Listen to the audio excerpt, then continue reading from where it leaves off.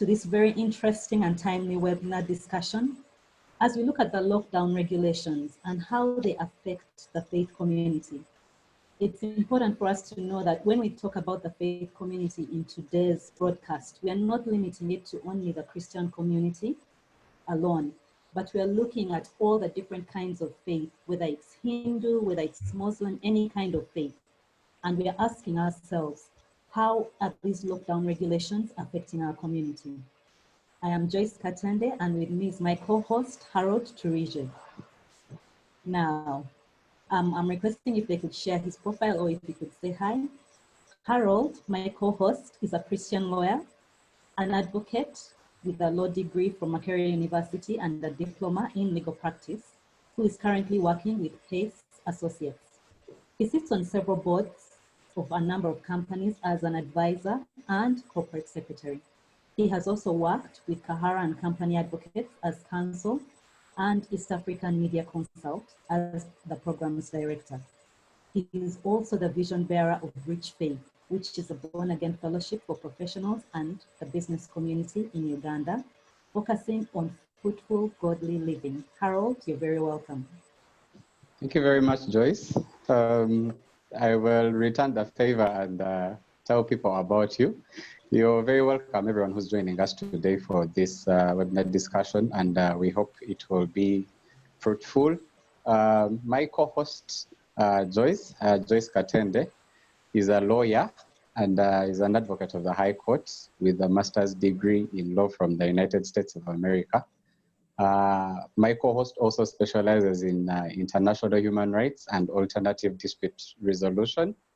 Apart from that, she's been a commissioner with the Equal Opportunities Commission and is the board member on the Uganda Women's Lawyers, which we all know as FIDA. And all around, she has a vast array of experience, I could say, and in private practice, she worked with Katende Sempewa and Company Advocates, and also she didn't miss on the academia as she lectured under the grad law students of Uganda Christian University, both for the master's program and also at Uganda Management Institute. Joyce is also in the corporate world. She is not missing in that too, as she's the legal manager at National Water and Sewerage Corporation. And in the NGO world, she is the head legal and employment services at the Federation of Uganda Employers. I don't know what you left for other Ugandans to take, but she's literally everywhere. But most importantly, she's a Christian and also a Rotarian, passionate about helping our communities and services above self as they go by that tagline. And she is currently the president of the Rotary Club of Kampala, Naguru. So welcome with me, my co-host, Joyce Katende. And I'm very humbled to be the one to introduce you today. Oh, wow. Thank you, Harold. A lot of what you've been sharing is my past work experience. So I don't want you to give Ugandans the wrong impression. So thank you. Thank you for that gracious introduction. And so now, why are we here and what is the purpose of this webinar? Why are we discussing lockdowns and the restriction regarding the faith community? Now, following the outbreak of the coronavirus pandemic, so it spread across the globe and eventually making its way to Uganda, the president announced measures and health guidelines intended to stall the spread of COVID, which included, among several others, an initial suspension of religious gatherings for about 1 month. I think that was the first announcement, right, Harold? Yeah, sure, that was around the 18th of March, if we go by the same date that was the start of the whole lockdown measures. Please continue.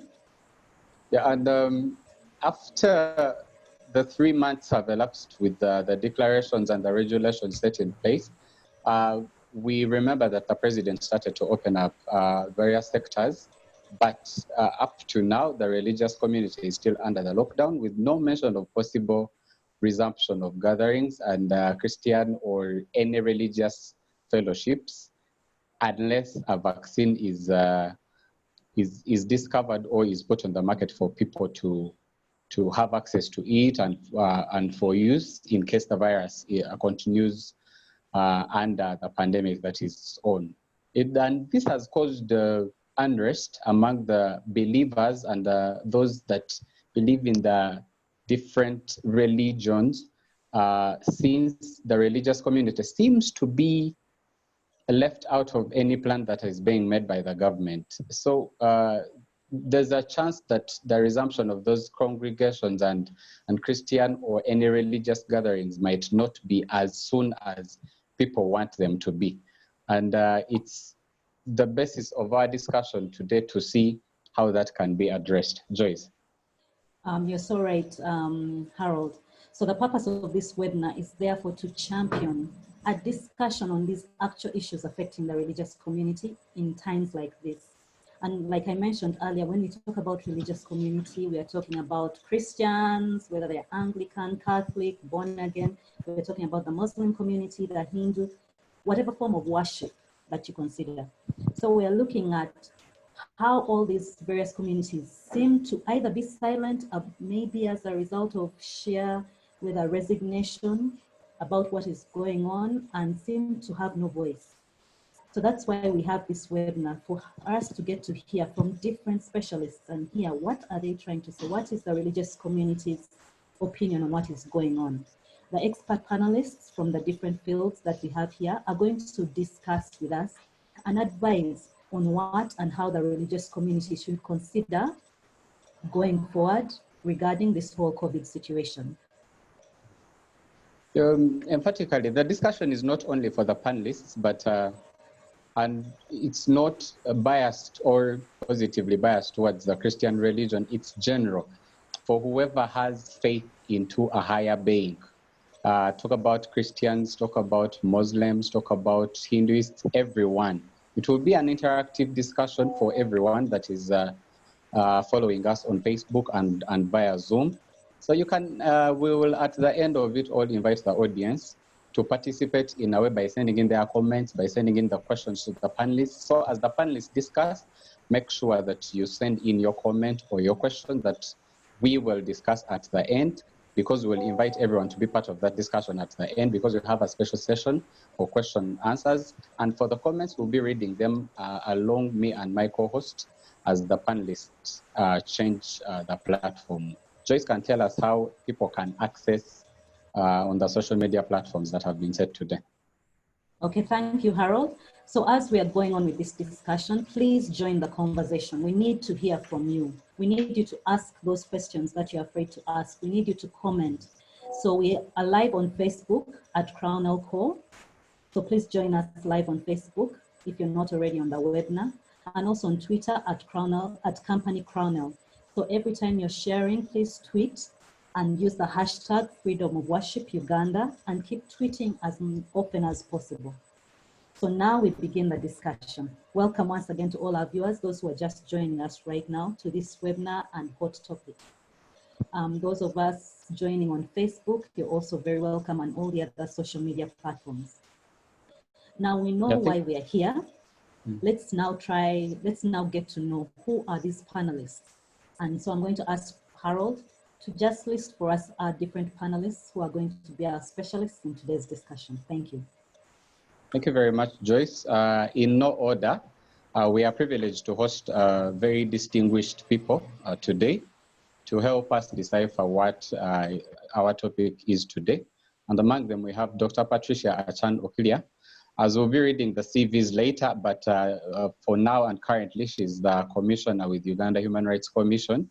She'll be here to tell us the bits and bits of the law as far as human rights is concerned and as far as religious freedoms are concerned.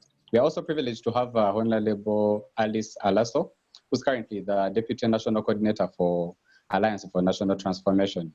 She previously served as a Member of Parliament, and we'll get into the details as she takes the floor to discuss the topic today. We are also honored to have Bishop Zach Nirinjie. It's a face that everyone glad to see and a voice that everyone glad to hear from. He's a religious leader, he's a member of the Institute for the Religious. It's a faith and culture in public life that goes by the acronym Interface. And we are very glad to have you, Bishop.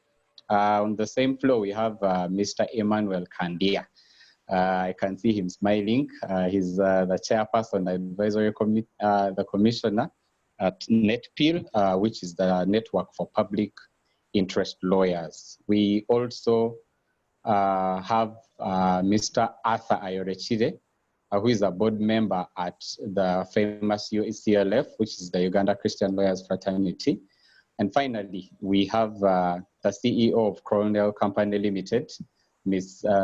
Evelyn Naikoba. We are all glad to have you.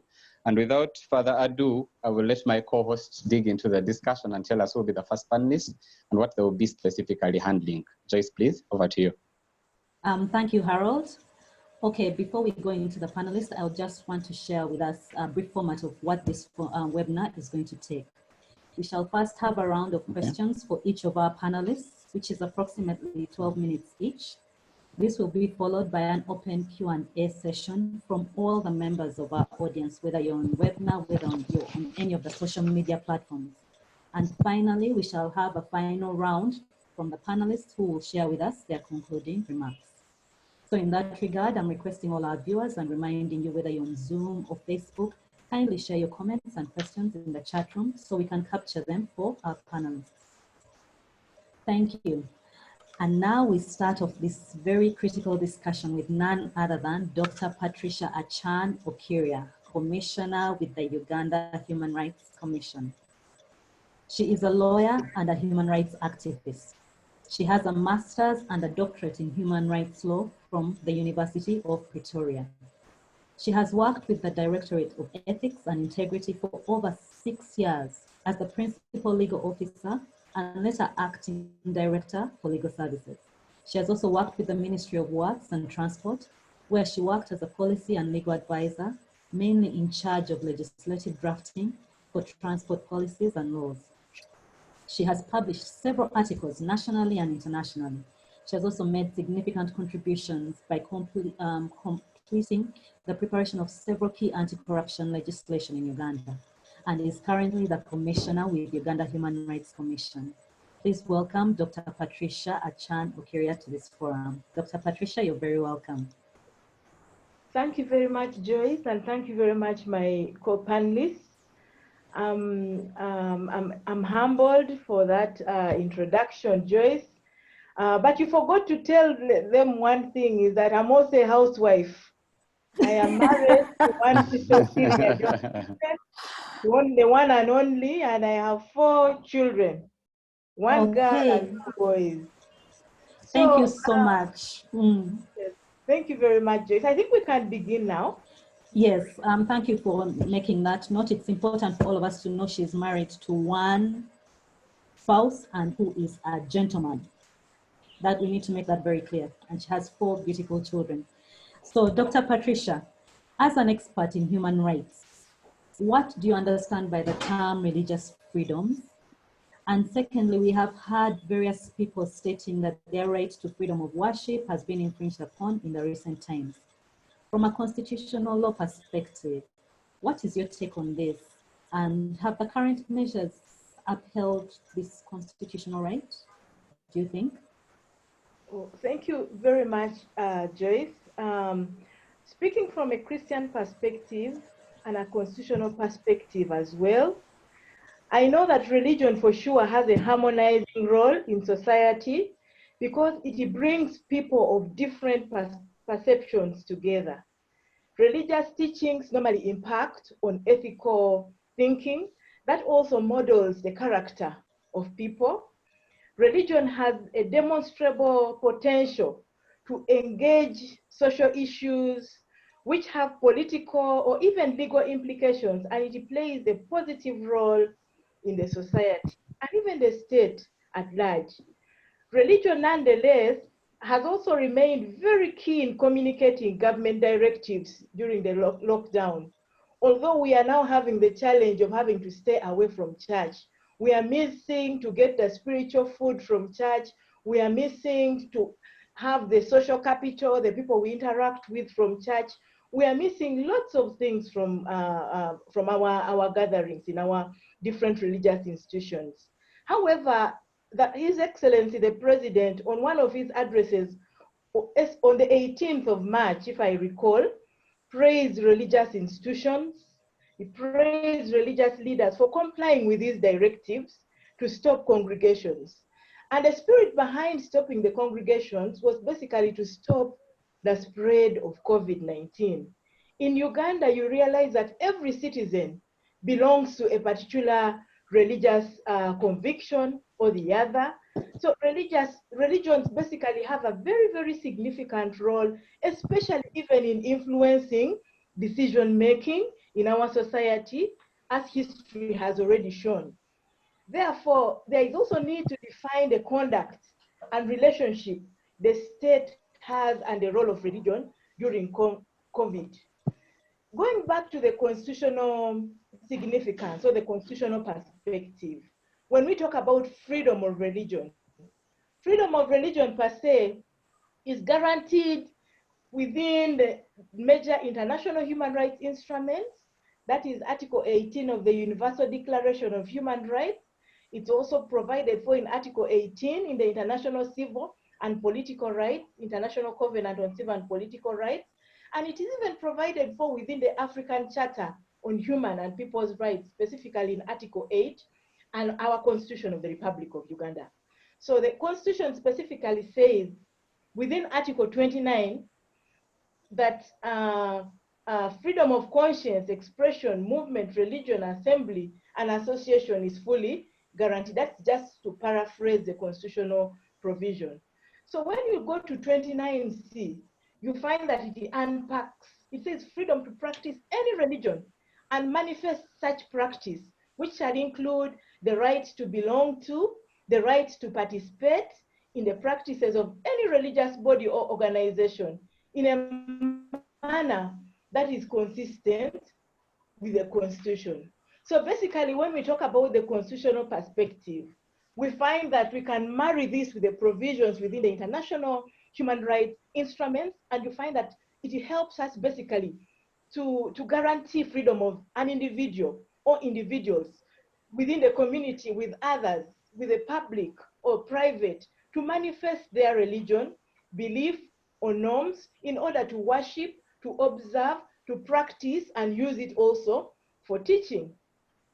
This is why, as Christians, we can have fellowship with one another in churches.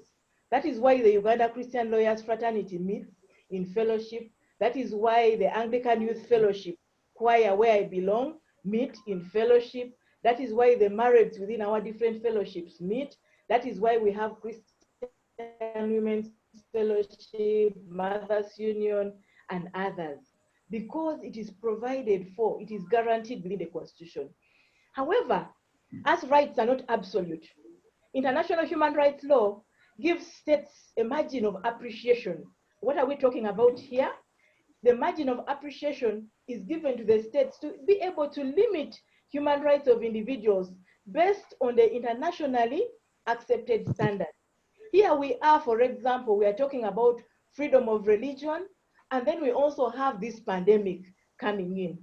So freedom of religion is subject to only the legal limitations that are necessary to protect the public safety, order, health, morals, and fundamental rights and freedoms of others. So His Excellency, through the State of Nation address on COVID and its implications, has given directives on how to prevent the spread of COVID in Uganda. And this was the spirit behind stopping the public gatherings in schools, in churches, and others.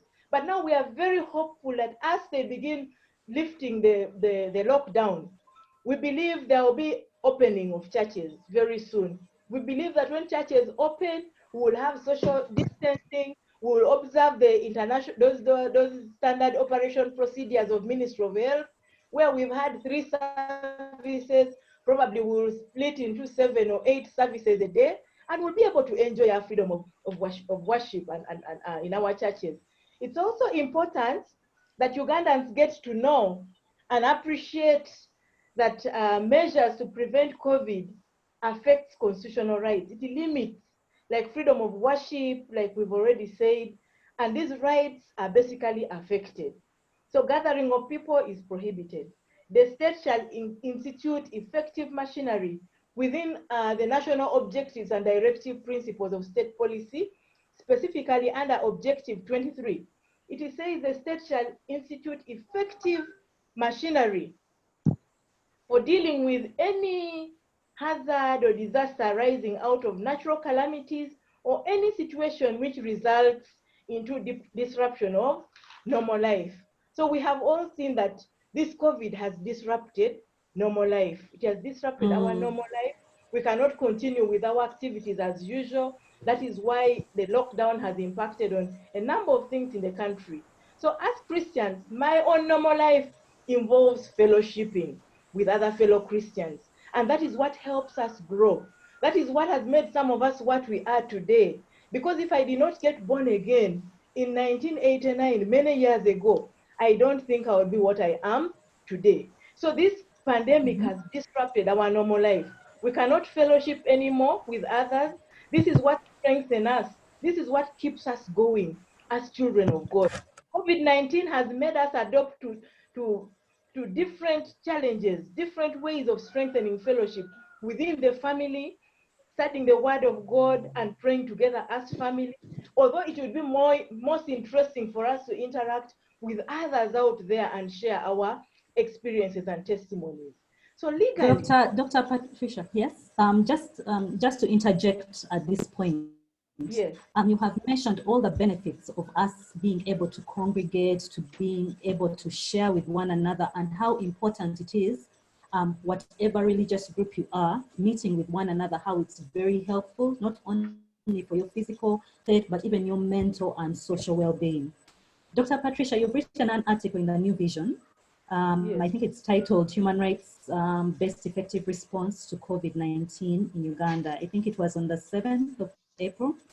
In which you mention a number of articles in the Constitution, and you state that the rights and the freedoms of the individual and groups enshrined in the Constitution shall be respected, they shall be upheld, they shall be promoted by all organs and agencies of government and by all persons. Do you feel that is what is happening in Uganda? And yes, I know we have the COVID, that, you know, the whole spread and everything, but do you feel that maybe there's another way in achieving the purpose for which the ban of places of worship was imposed? And also, you've been sharing with us as an individual. I would want to hear, what is your perspective as a commissioner in the Human Rights Commission? How can you help? Thank you very much, Joyce.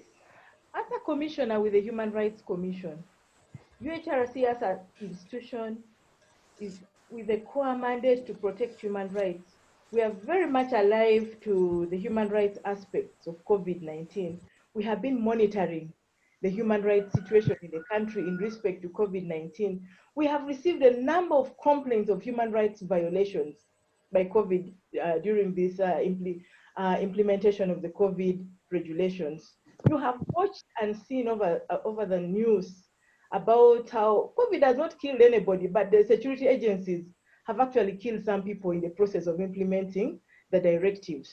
And yet legally, we see that the presidential directive has been made in good faith. It has been hinged on the Public Health Act and the different directives, which has empowered the Minister of Health to take lead, ensure that these measures to combat the pandemic are implemented properly in a good way. But you find that we have had challenges of the people who are enforcing these directives not being well trained. For instance, the LDUs, when they started, they thought it was about caning everybody. When there is curfew, they thought they would go around caning and beating everybody. But of course, that was handled, although in the countryside, we have still continued to receive a number of complaints. And the challenge is we receive these complaints, by the way, on remote, where somebody makes a telephone call.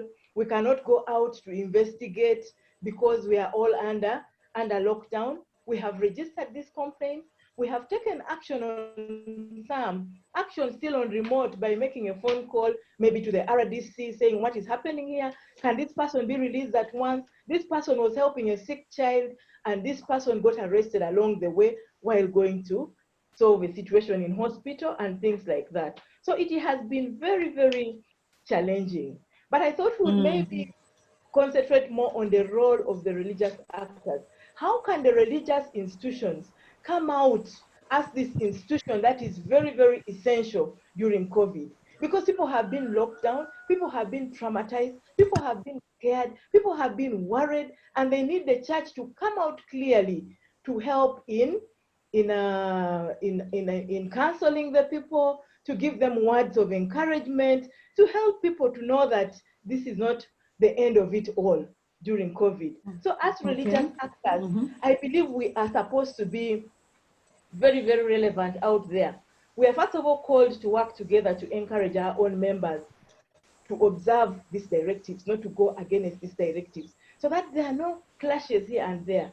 Religious actors are very essential and should be at the forefront, like we have already said, especially in awareness creation based on the holistic response. You know, the church is like a holistic institution. The mosque also acts as holistic institutions, which bring a number of people, and they're able to share this information to do with fighting this pandemic in an accurate manner. But here people are left to rely on fake news, and sometimes it takes time before this fake news can even be corrected or cancelled. So this can be Dr. done. Patricia, thank you. So I'm going to put a pause because you have a lot to share with us, and let's hear from some of the other panelists and we'll come back to you. Thank you so much. Over to you, Harold. It's already getting hot. I can see Dr. had more and more. It's very interesting because you can see she's sharing from the heart, and I am sure of where she's standing between a Christian and then someone also as an advocate of human rights. But it's on that point that I want to bring on Mr. Emma Kandia. Emma, can you get me? Can you hear me? Yes, I can hear you. Yes, I would like to start you on after.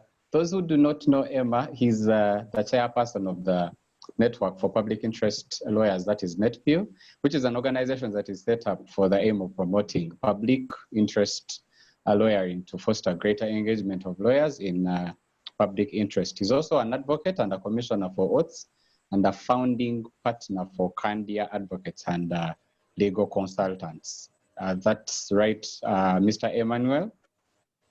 Yes, it is.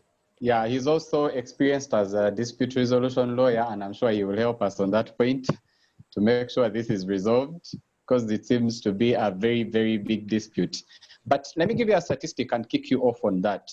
Uganda has, by people who believe, Uganda has 85% of believers being Christians, with 42% being Roman Catholics, 36 Anglicans, 7 evangelical or Pentecostal or Orthodox, whatever you want to call them, and 12 Islam. And it is said that only 3% of Ugandans do not believe in anything. So we are addressing an issue that is talking about 97% of Ugandans, of the 40 millions that we have. So that's where I want to engage you in the next around 12 minutes to ask that as a representative of public interest lawyers, what is your take on the current status of the religious rights vis-a-vis the public interest that you're interested in? And do faithfuls in the circumstances have a cause of action, or it is justified? That's how things should be. Thank you so much, Harold, for inviting me and for the whole organization for this webinar. Glad to participate here. You have started on a very interesting statistic. I did actually check out the Uganda Bureau of Statistics latest output from the population census, housing and population census of 2014, which actually has a different setup in figures, that actually up to 99.98% of Ugandans are practicing some form of religion or affiliated to some religion. They believe in a higher power. The number is higher. Only 0.2% of the population as of 2014 had no religion or a religious affiliation. And so that would tell you very categorically that Uganda is a religious nation in terms of how the population is structured. Now, religious practices in Uganda have an integral part, not just in the belief system of the people, but it informs the culture of the people of Uganda. Religion is more than just an idea. It is a practice. It is how people express their culture, how they express themselves. Religious entities give people an identity, and it frames their worldviews, the patterns of thought, and their life philosophies. Now, various religious organizations have also given opportunities for Ugandans, not just to associate, but to socialize, as has been earlier said, and to organize themselves in areas of economics, in areas of social life, sometimes even in politics. You will find in political times when elections are on, many of these MPs run to congregations, mosques, churches. They go and do campaigns there because that is a very critical area for mobilization and organizing for political power. And so religion is not just something that, in my view, should be taken lightly. Religion has greatly contributed to efforts, especially in providing services to communities. There are a number of schools in Uganda that are owned by faith-based organizations and religions, a number of health care services. There are banks and financial institutions, SACCOs, and the like that are affiliated to religious entities. So religion is more than just for spiritual nourishment and teachings and guidance and counseling.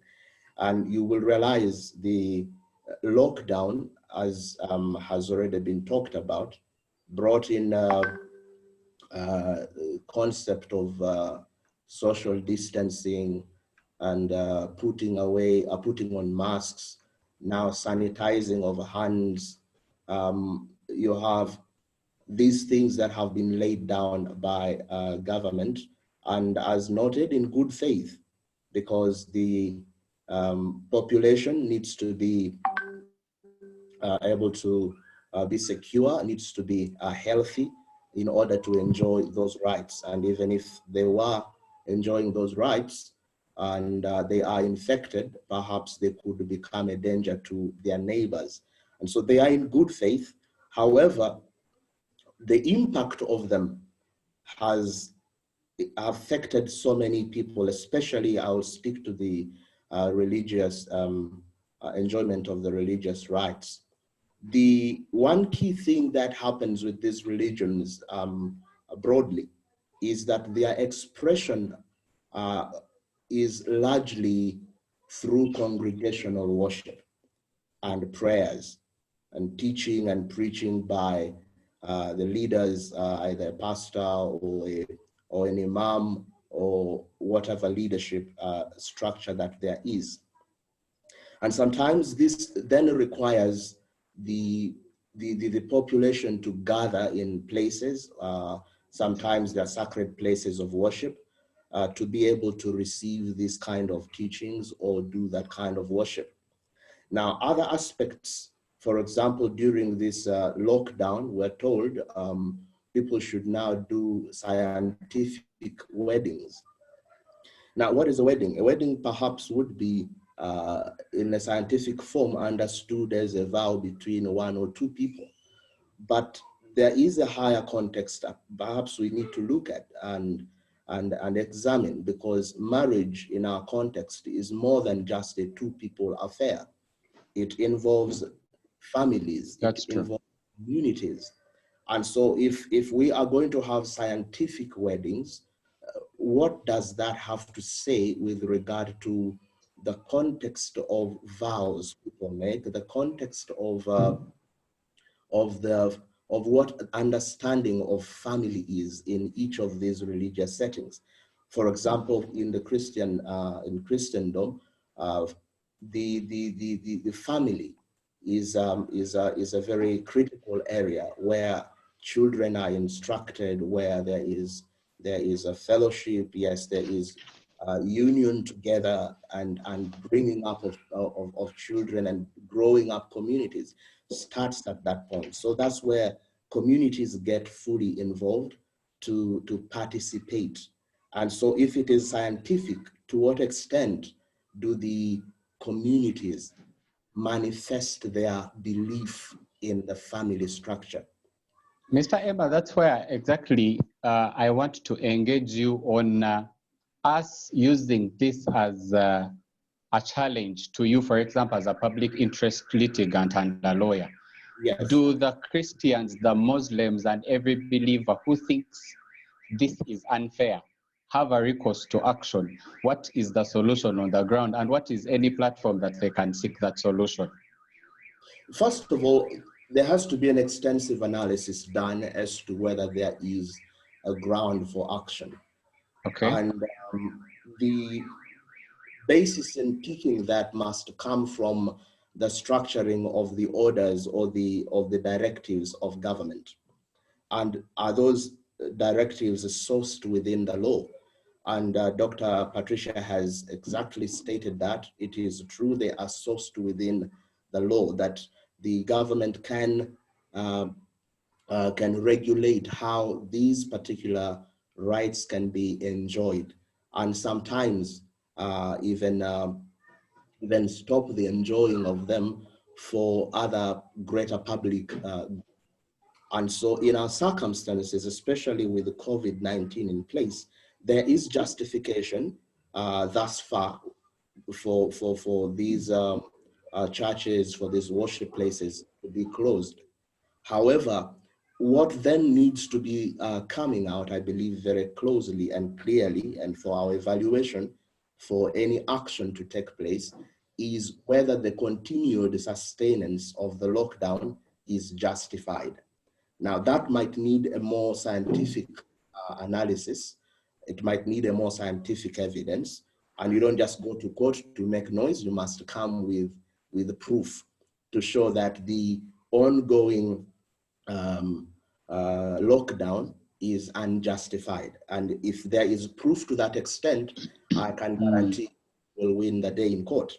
But if there is no scientific justification or evidence that we can effectively rely on to say that the lockdown is unjustified, then to that end, the inaction would not be valid. However, because assuming assuming the shoes of an ardent believer, yes, it's evident that we might not have a vaccine soon, because even the scientists and those who are at the center of it are saying, yes, in 18 months, in 12, others are saying it can even take more than that. So yeah, that's why I wanted to engage you on the point, and related to another point of how far should a state have that control of religious affairs? Is it justified for that constant control of religious affairs and faith-related aspects of people's lives? Because in the past we have had people arrested, people worshiping without shirts arrested, people related to Chibuetere cult arrested. How much should the state get involved in these affairs? That's a final one for you. First of all, Article 7 of the Constitution of Uganda states very clear that the government of Uganda or Uganda shall not adopt a state religion. What that means is that Ugandans would be free from any official dogma or doctrine perpetrated or pushed by the state. And in essence, people are free to worship almost anything or nothing at all. And that's why when you see the statistics from From UBOS, it is clear that there are at least 0.2% of the Ugandan population that do not affiliate to any religion. And they are guaranteed that protection because it is their right not to have any higher being they ascribe to.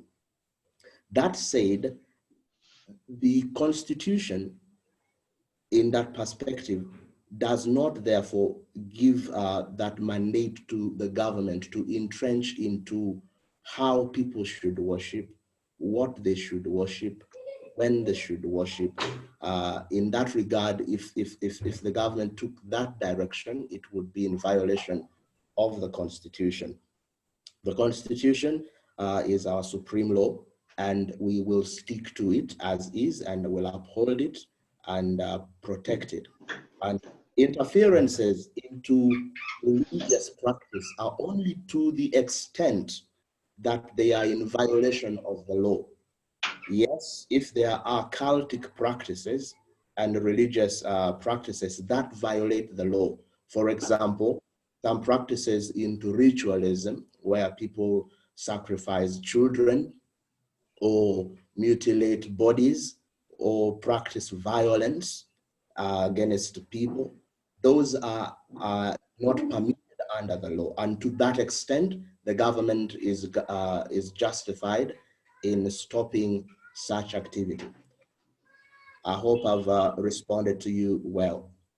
Yes, you have. And that's on that point as we sign off for your flow. In your personal opinion, do you think some of the faithfuls that are calling for a regulated kind of resumption of congregational worship, do you think their call is justified? I want to say this, that the call for opening up so that people go and worship is a justified call, to the extent that, one, so many people have, during this lockdown, suffered mental breakdowns. Families are breaking down because religious entities have played a very, very fundamental role in counseling communities and people and helping them cope with life and life's challenges. And so, because of this lockdown, there are a number of communities that have not had access to worship experiences and counseling, and that has affected their lives. We've seen through this COVID-19 a spiking up of figures of domestic violence, a spiking up of figures of sexual and gender-based violence. And those are things that religious entities can speak to and be able to calm societies down and help them cope with life. However, when there is an opening, it is, in my view, very important to note that COVID-19 is still around and that people die from it. And therefore, if there is an opening, that opening should have clear regard to the social distancing and the health guidelines that are put up by the government. And so that might have a very big implication on how churches or worship places are run and how they will function going forward until perhaps the situation is done away with. Wow, thank you very much, Mr. Emmanuel. If I got something from what he said in Uganda, you're free to worship anything or not to worship at all. And I would like to remind everyone that is watching us to continue to engage us on our social media pages. And we have the Twitter. We are proceeding under the hashtag Freedom of Worship Uganda. And on Facebook, we are live on the Cornell CO page, and we have a series of comments. We'll be reading them at the end, but we have the likes of Viola Balson saying, I can't imagine worshiping in a mask. Joyce, Mr. Senyonga Simon is saying the design of the SOPs in regard to freedom of worship could be a potential portal of smuggling some provisions of the unpopular, illegal religious policy. And it is on that point that I would like you to engage our next discussant on that point that directly relates to that famous policy and how we can go about in relation to the regulations at hand. Over to you, Joyce. Thank you, Harold. Thank you, Harold. This discussion is getting quite interesting. And now we have an even more interesting panelist. I'm sure he's known to everyone. I don't need to introduce him, but for those of us who if you just crawled out of a cave and you don't know who he is, his name is Bishop Zach Nirinje. Anyone who knows him knows that he has a distinguished career as a theologian. He's a mission leader. He's a pastor. He's an HIV/AIDS activist. He's an organizational development consultant. And of course, we know his role in the Kampala Diocese with the Church of Uganda. His first degree was in physics from Makerere University, Uganda. He received his master's in theology from Wheaton College, Illinois, and his PhD in theology and mission history from Edinburgh University. Bishop Zach is also a part of leaders in religion, academia, media, profession, and cultural institutions coming together with a shared vision to create a platform for dialogue, research, documentation on the role and the place of religion, faith, and culture in shaping the public life. Please welcome Bishop Zach Nirinje. Bishop Zach, you're very welcome. Thank you very much. Thank you. Thank you. I'm glad you stopped introducing. I could go on and on, but Bishop Zach, you have heard already how the conversation is moving about the whole lockdown, about how it's affecting the different faiths, whether it's Christian, Catholic, born again, Muslim, Hindu, and how it's affecting people's desire to worship and congregate. And everyone is pointing their hands to you, the religious leaders. We've talked to Dr. Patricia, and she's saying, you know what, when it comes to issues of human rights and this whole aspect of religion, you have to take a central role in ensuring that the public, the different congregants are in their right state of mind. So I want you to share with us, in your opinion, what is the role of the religious community and faith leaders in peculiar times like these? Thank you very much, Joyce, and thank you, colleagues, fellow panelists, and it's a privilege to be part of this conversation. And it's big, it's significant. First, I think let's reflect on a crisis of the magnitude of the kind we have, the COVID-19 pandemic, and what that does to our country, to our people, and now very specifically for a particular aspect of life which relates to faith crisis. I think the point I need to make here is that every crisis brings to, exposes what exists. It brings to the fore. So to apply this, there's a way in which this crisis is bringing out of the ground, out of the woods, some things that we knew were there, but maybe not as obvious. And there will be some that relate directly to the nature of the state, the Ugandan state, and that therefore also the nature of religion and faith in this country. And a pandemic like this helps raise significant questions. One of those is the extent and the limitations of state power in regulating people's lives. And I don't think we're having enough conversation about that. The extent and limitations of the state. I hear my friends, lawyers, making reference constantly to the Constitution and the Constitution. You've got to remember and put this in our historical context. President Museveni at one point said that he can't just run a country based on a mere piece of paper. So we've got to really ask ourselves questions. Even those of you who are lawyers, you keep referring to the Constitution. The other day when the Constitution was changed in ways that are completely unacceptable, that look at very irregular, money was exchanging hands. Guys, lawyers, you kept saying we must uphold the Constitution. You said nothing. So I hear you referring to the Constitution and the sacredness of the Constitution, but I honestly don't know whether you guys mean it. So let me first deal with you. Because you keep making reference to a constitution as though it is sacrosanct. So, but the point I'm raising here is the extent and the limitations of the exercise of state power in regulating people's lives. The second, and more poignantly relating to what we are dealing with, is the nature of religion in Uganda, the nature of religion. And I mean, I kind of wish, and I had hoped that would have people from the different religious traditions who can therefore speak about the nature, the content, both the form and the substance of the different traditions. Because that would help us, because there is not a one-size-fits-all in terms of understanding about what this really means for the nature, for example, the nature of Christianity. Even when you speak about Christianity, there is a different nuance from the Catholic tradition, a different nuance from those within the Anglican or Baptist or Pentecostal. So in many ways, we will be really fairly superficial in this conversation because we don't have the capacity for digging deeper. But the point I'm raising, a crisis like this helps raise the question about the nature of religion in Uganda. We can make reference to the numbers, and then we want to say, so what, these numbers, which raises, therefore, the question about religious leadership, And let me come to the nature of the crisis, therefore. The crisis is not the COVID-19 pandemic.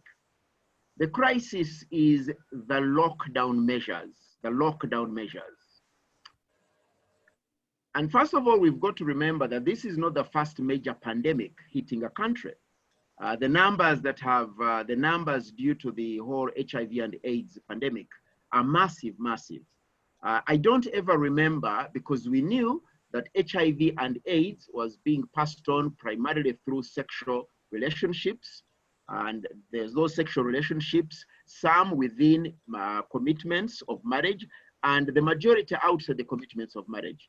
I don't ever remember hotels being closed down, brothels being closed down, ways in which sexual contact of people were hampered. And yet the pandemic expanded and more people have died. So we've got to ask ourselves, what is particular about this pandemic that causes the kinds of levels of lockdown measures that have been imposed upon us? And these are questions that cannot just be answered by science. And this whole question of scientific this, scientific the other. I am a student of science. As you heard, my first degree is in physics. I was doing a master's. I was working on a master's in physics. And I hear science this, science the other. And I'm thinking, can we find other ways to talk about what we are doing? Because it's not all science. It is not all science. It's not all science. Let's find other ways of speaking about what we are doing. Other than just using the word, you know, presidents are very powerful how they create narratives. Now I'm even told there is a scientific election, scientific wedding, and so on. So my own take on this is that while the president exercised his powers as president, that's number one. But secondly, the president was very clear. He was also exercising his powers as the commander-in-chief. And he was also very clear that he's executing this as a war. And so he's the commander-in-chief. And I hope you have noticed that among the top leadership in terms of what is happening in this country, the enforcing of the lockdown, it's literally the military machine, the security machine that is over and upon us. You will recall that even in the managing of gatherings, the whole curfew and all of that, who is out on the street? Guys, who is distributing food? Who is distributing food? It is the military. It is the police. It is, I think, the only, in the beginnings, first 2 months, it was Red Cross together. I think that IRCU, the Inter-Religious Council of Uganda, tried to come in and simply late coming. So I want us to remember that context in which we are. And then, here is my substantial point, I guess. It is that really the religious leadership voice. My contention is this, that we have let the president, we have let the Ministry of Health become the primary definers of how we live our lives in this time. And that, I think, is problematic. Now, it is not surprising because we have an overbearing state. We have an overbearing president who uses military and security means to control us. It is not surprising.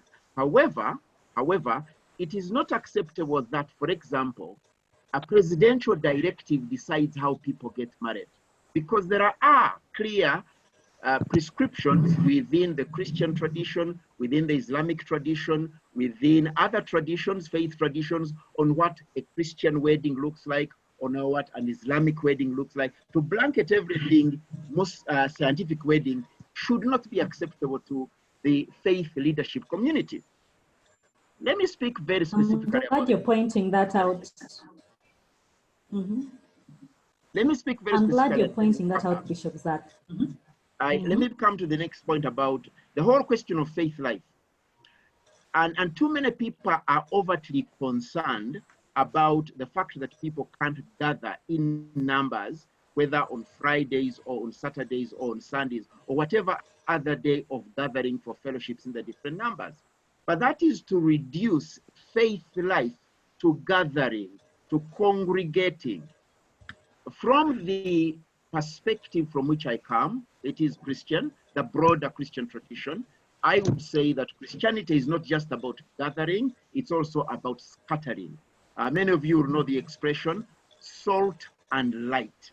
Salt and light are not what happens when you are together, is what happens when you scatter. You scatter into the world. So faith life is both in the gathering as it is in the scattering. It is true that the COVID-19 lockdown measures have especially affected the gathering. And that's understandable to some degree, but we have to engage with the extent to which that is right and justifiable. We have to engage with it.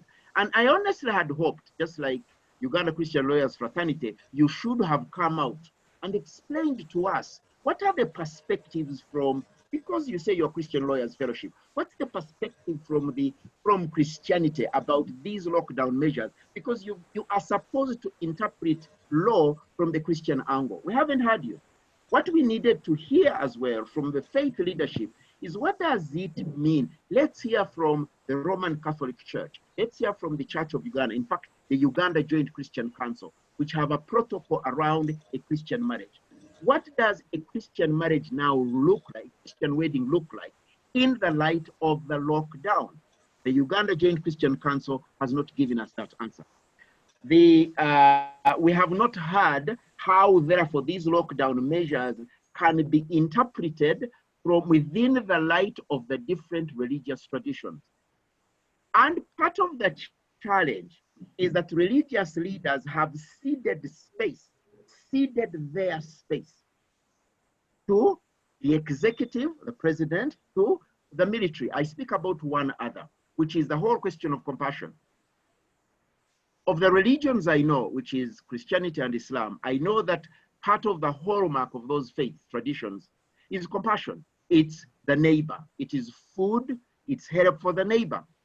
I was shocked. I was surprised that we all accepted that nobody else could participate in distributing food. I mean, it was given, it was accepted.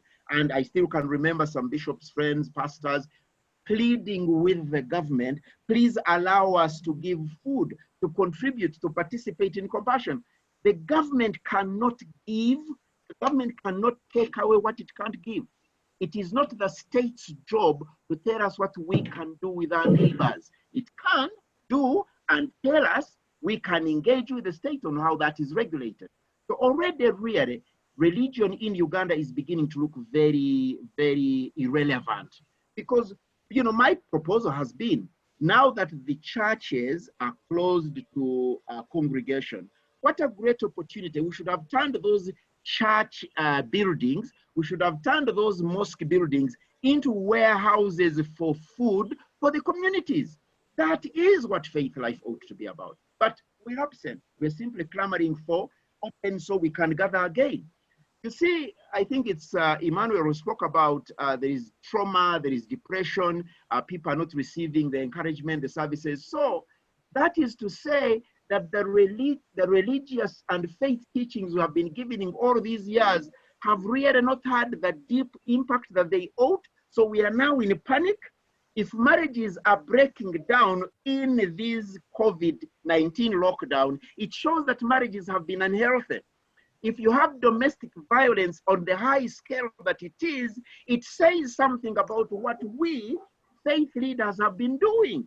It means that there has been such underground, you know, the level. So these, for me, I would say, for those of us who are faith leaders, it's time for thinking deeply. What does our faith mean in society? Because the crisis, it seems to me, has caused us to be found wanting. So it is necessary that we talk about how we ought to gather.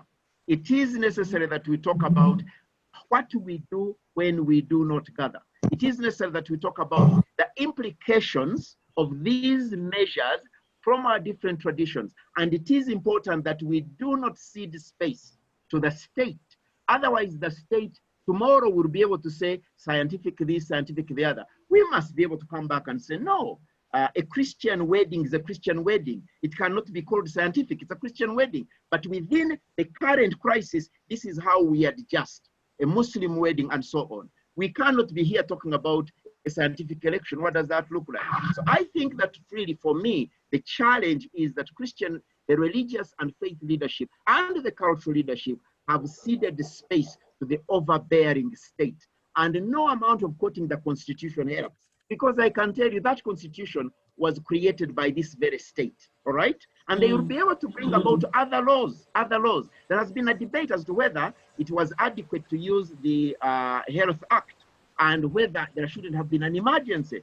I had actually hoped that you, my friends from the Christian Lawyers Fraternity and Religious Faith Fraternity, you would be engaging with those questions. So I think that, yes, it raises deep questions, and I think there is hard work to be done in terms of engaging with what therefore does religion and faith mean in our society, and therefore what does religious leadership look like. Wow, thank you so much, Bishop Zach. Very, very interesting. Actually, you've preempted many of the questions that I was going to ask, and you've gone ahead and answered them. But because of most time, of the bullets were fired towards Arthur as Uganda Christian Lawyers Fraternity. No, you are included. You are included, my brother. No. I think it's all of us. Because we all say we belong to a particular faith tradition. Have you talked to your bishop, your pastor? Have you engaged with them as to why you are not involved in food distribution? Why you're not participating in all these activities that ought to be the faith life of every individual?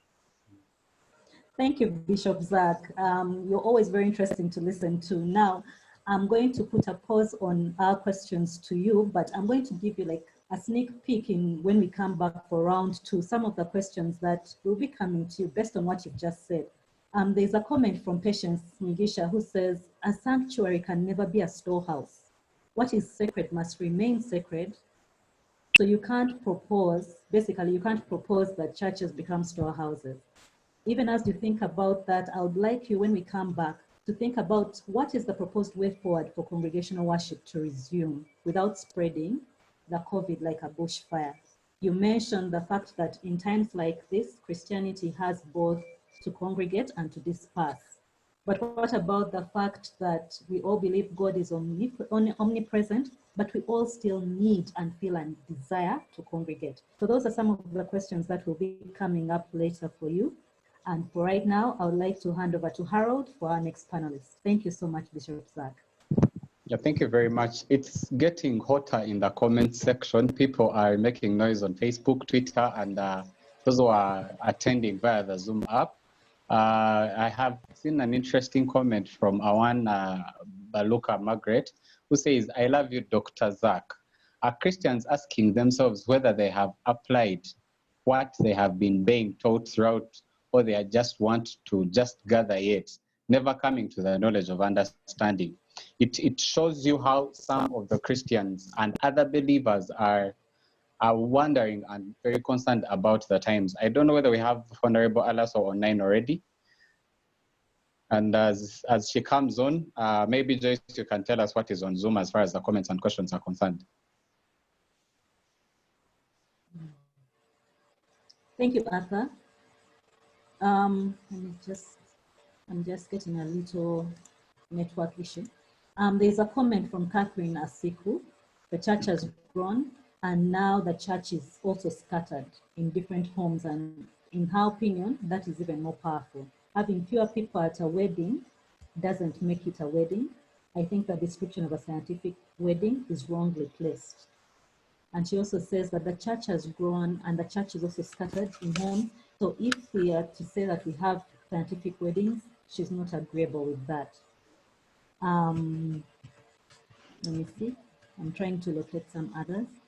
There's one from Olivia, which says, in her view, COVID-19 related SOPs in places of worship, is in themselves an infringement on the way of manner of worship, thus constituting government interfering with faith-based acts of worship as enshrined in Article 7 of the Constitution. So for the government to basically decide how someone should worship, they are infringing. And I think that also points to what Bishop Zach is saying, is the state now controlling the church. Over to you, Harold. Yeah, thank you very much. We'd like to remind the people, let's have more engagement on Twitter. And the handle is at Company Crownell. That is COMPANYCROWNEL. And our hashtag is Freedom of Worship Uganda. We have more comments on Facebook. That is Theos Francis Nyakojo saying, allowing ourselves to be peripheral to the state. And Prema Komisha is saying that Christian leaders have conceded power to the state. We have more and more comments, and we'll dive into our next panelist. Honorable Alaso, are we on? Honorable, can you hear me?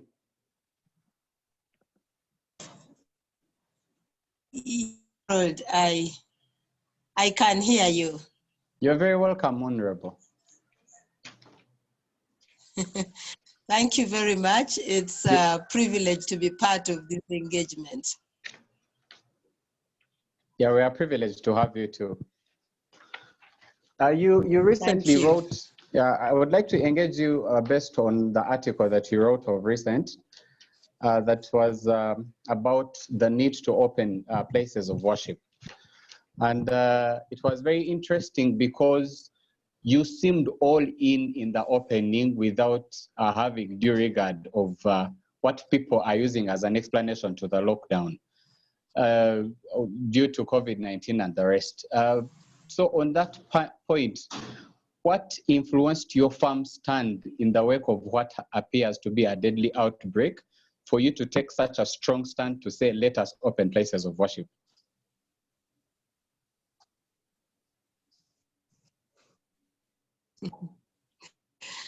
Thank you, Harold. As I said, it's a privilege to be part of this discussion.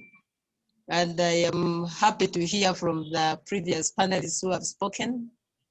Harold, I wrote that piece largely to express my personal feeling. And what I know about myself, as you know, I signed off as a worshiper of the living God. That's very true. What I know about, yes, what I know about myself, and I suppose the 97% of Ugandans who believe in some form of deity or divinity, is that we are spiritual beings, first and foremost. And so at the heart of that submission was a feeling that the person who goes into, because the night before, the president had eased restrictions on shopping malls, he had eased the restrictions on public transport, and so many others.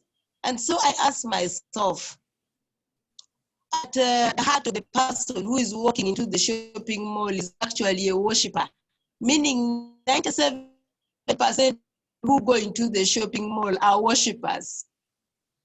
97% of those who will sit in the buses are worshippers. They are spiritual beings, and they have that feeling to worship the divinity that they believe in. And therefore, I asked myself, what is the difference between the person who will walk and operate in a shopping mall and the other one who will go to church? Because if you ease restrictions on a bus coming all the way from him, and people are sitting half a meter from each other, and you find it difficult to ease the lockdown churches, which churches have compounds, which churches can afford to sit people 3-4 meters away from each other, then the problem is not just about managing the park. I think there is an attempt to manage our spirit, the spirit being in me. And that one I am reluctant to cede to the state to begin to manage my relationship with my God.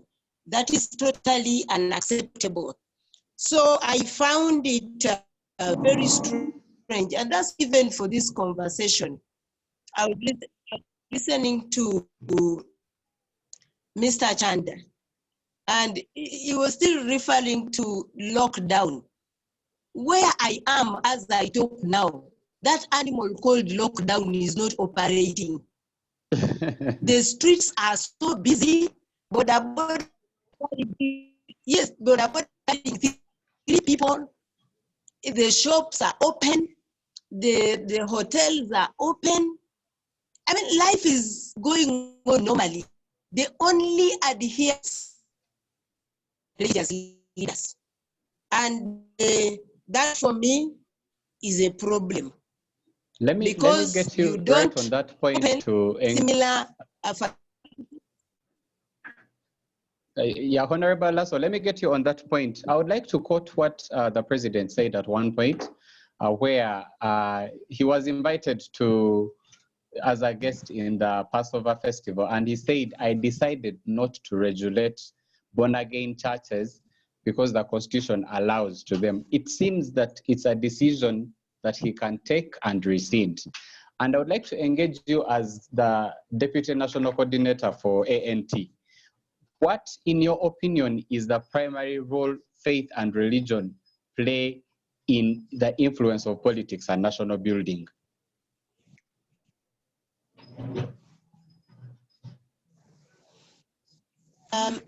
Sorry, I think there's a bit of hitch there. I couldn't get the last half of the sentence. What, in my view, is? What, in your view, is the primary role of faith and religion in national building and politics? Of course, I didn't come in here as the ANT leader, but let me speak about. I'm engaging you as a person who is live to politics and how national building is framed. Yes, I want to imagine that the church has a very primary role. Let me first address the church and okay, probably other religions, but I'm familiar with the church. Okay. The salt of the earth, the church, the salt of the world, the light of the world, the voice of reason, and the voice of prophecy, the voice that should be able to call to order every other abnormal situation and subject it to the sanity according to the word of God. I believe that is the primary role. The church should be the voice of reason. And I believe the mosque too should be the voice of reason, which is not biased, which does not openly show it is whatever partisan inclination, but perhaps is a political one way or the other. Of course, there are other things we expect the church to be doing or the religious to be doing, including grooming leaders that are value-based. At the ANT, we believe in value-based leadership, grooming leadership along a value system of integrity, a peaceful coexistence, and so on and so forth. There are also developmental aspects of religious institutions, and we are all familiar with them. But let me tell you, Harold, and the listeners, the participants in this dialogue, the problem is that the church, it is not that the church or the religious leaders do not know. They know what they're supposed to do. And what has brought us to this crisis is like Alaso begin to write letters to nobody, begging that they open up places of worship. It's the extreme self-censorship that our religious leaders have given to themselves. And why the self-censorship? One, because of fear. Two, because of the niceties that happen to some of them when they get to some of those places. 3, because they have reached a point where they think the leadership of this country, President Museveni, cannot be corrected. They have abandoned their place of divine authority to correct error in government, to correct error in community, and they have now decided to be subjects. When they go to State House and they hold the prayer, they think all of us have held the prayer. The scriptures tell me, and even I want to disagree with the Bishop Zach, my good friend, and many of the people who are feeling nice, I'm not saying Bishop Zach is feeling nice, but there are people who are saying we should worship at home. My Bible has not been amended. My Bible gives the place to worship at home, but there is also the place for corporate worship. And until the scripture is amended for me, I'm willing to subject myself to any person who says I should forego congregational worship. 2 follow-up questions on that point, Honorable. 1, do you think the spiritual leaders in Uganda have betrayed their followers? And 2, do you think that Ugandans are sitting on their rights as far as this point is concerned?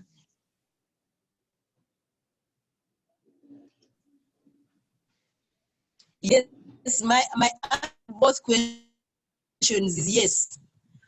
I actually was disappointed but not shocked by the silence of our religious leaders. Because I asked something, I said, is Corona or COVID tied to the church pews? Is it that when you go to church, that's when you find it there waiting for Christians? And up to now, I haven't heard what a religious soul of Uganda, or Uganda Joint Christian Council, or any, I have not heard what the Pentecostals, what the born again faith, what all my leaders have said to the president. The president must be told that the Bible says, let my people go and worship me. And that the president must know the consequences of blocking people from worshiping their God. Because if anything happens to this country, both the priest, the prophet, and the king are responsible. Very amazing. Secondly, the Christians like me, we are all in problems, and we are all a problem. Why? When you see this congregational worship is a victim of clampdown on the freedoms of association and expression. Let me even try to imagine that part of the problem which we have been suffering in the streets of Kampala, in political rallies and whatever, while our religious leaders kept quiet, is now you are trying to invoke the Christian lawyers there. You're trying to invoke the same principles in the Constitution, the freedom of association, the freedom of expression, and with those type of things. That is what you're trying to invoke, which suffered, and now it is being extended to you scientifically. As Christians, they extend to scientifically. Before you know, we will all be in the same mode. You should have spoken when they came for the politicians. And you should now speak, and the politicians should speak for you. Otherwise, we are all in danger. Thank you very much, Honorable. I think even the network has feared your anointing and the rage that you spoke to it towards. But you understand where she's coming from. Those who haven't read the article that she wrote, that has been the basis of our discussion, you should access it. And it's very interesting when she says that maybe the spiritual leaders have betrayed their followers, and that the Christians might be, and all religious people are seated on their rights. And it's on that point that I want my co-host Joyce to engage the next panelist. Over to you, Joyce. Thank you, Harold. This discussion, like you keep saying, is getting hotter and hotter. Thank you, Honorable Alice. No wonder your name means grace, Asiamit. I just wanted to read some comments that have come up on the webinar. One is from Tinka Aruho. She says, I agree to the fact that this pandemic situation and the unusual lockdown, and that this has brought with it some things like family conflict, stress, depression, things that would be handled to some extent by religious organizations. I would specifically go for controlled counseling sessions to be allowed so we do not have excesses like suicide coming in as a result of stress and depression. We also have a comment from Olivia saying government should therefore first state clearly under what terms and qualifications the religious policy is justified to apply to all different faith traditions, just like any other bill. How widely has it been consulted? I'm sure one of us panelists is going to address this. And then we have Charlotte Nyangoma, who says, I personally think that churches should be open. As Christians, we say our help comes from the Lord. The Bible tells us that where two or more gather, the Lord is with us. Ministers can have meetings with social distancing measures. That should also be effected in places of worship. So for our panelists, food for thought. And now I'd like to introduce— Maybe Joyce, before you engage the next panelist, there are interesting comments coming through Facebook, and we call upon everyone to keep engaging us. One, James Amanyele seems to suggest that we should strongly differentiate between religious leaders and faith leaders. And another participant is saying that I don't think we should think that the church is at the mercy of politicians, and politicians who confess Christianity and other religions should stand up for what they believe and know it's right. We also want to remind everyone that is participating in that this is not just a Christian-based discussion, but it's for all religions and faiths. We actually wanted to engage one of the Muslim clerics, but for reasons beyond our control, it was unable to happen. So just keep on the comments coming on Twitter, Facebook, and on Zoom. Joyce, the next panelist, please. Thank you, Harold. One has just come in that is quite burning. It's saying, this is from Ernest Katwesije. Interesting that His Excellency continues to have services in State House, and yet for us, he doesn't want us to. So some food for thought. Now for our next panelist, this is Mr. Arthur Ayori Chire, who's the board secretary of Uganda Christian Lawyers Fraternity. Everyone has been talking about this institution, Uganda Christian Lawyers. You know the law, and at the same time, you know your faith-based. So in that situation, being in that privileged position whereby you are board secretary, you are a member of seeking justice for all in society through provision of legal services, legal education, research, policy, and advocacy for all vulnerable groups. What is your take on this whole situation, being both a Christian and legal practitioner? Is the call to open and restore congregational worship justified in the light of COVID-19? Mr. Arthur, over to you. Okay. Thank you, Joyce, for this wonderful opening. After all these have spoken, I am just trying to scale myself on where to start from. One, I would first by saying that the church, the religious bodies seem to have relegated their place, their position, and the authority to the government. And so this is where it starts from. I see when they are going to elect a bishop, the government comes with a vehicle that gives the bishop. And so what is the bishop supposed to do? If they don't do what the government wants, then the car will be withdrawn.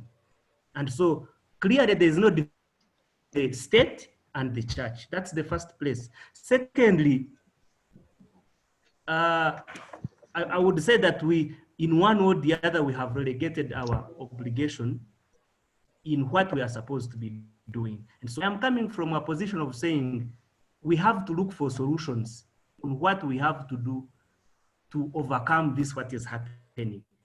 This is how I would state it, that this has been a systematic attack on our foundations, one as believers and two as a nation. I don't want us to see this as an isolated item from the whole setup. 2 years ago, up to now, we have been in and out of the religious faith, that bill that has been coming forth, back and forth to Parliament, getting out, getting back to the department. It has been going on, and I would like us to just read the objectives of that bill. I just want to read just the overall objective of the Religious Organizations Bill of 2018. It is to establish, manage, and wind up religious organizations and places of worship and the regulation of their activities in order for the freedom of religion as safeguarded by Article 29(1)(c) of the Constitution to be exercised and enjoyed by all. What does that mean? That there is a lot that is being incubated over time. And its intention is that your activities are really, as faith-based communities, will be curtailed, will be regulated, will be controlled, so that when the state wants to communicate a position, it will go through the church. If they say tomorrow there is no this, the church will be the first person to implement it. Why? Because they know they are now part and parcel of the state. And I think that's where we have to come from before we even go on to blame any person. So my position would be, can we look for solutions on what we can do? Because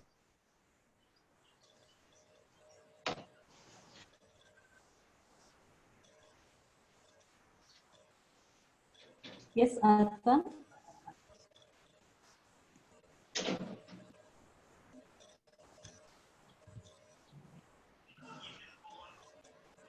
Sorry, I seem to have lost my yes, connection on that. Yeah, he's back. You're back now. We can see you. Ah, thank God. And so he who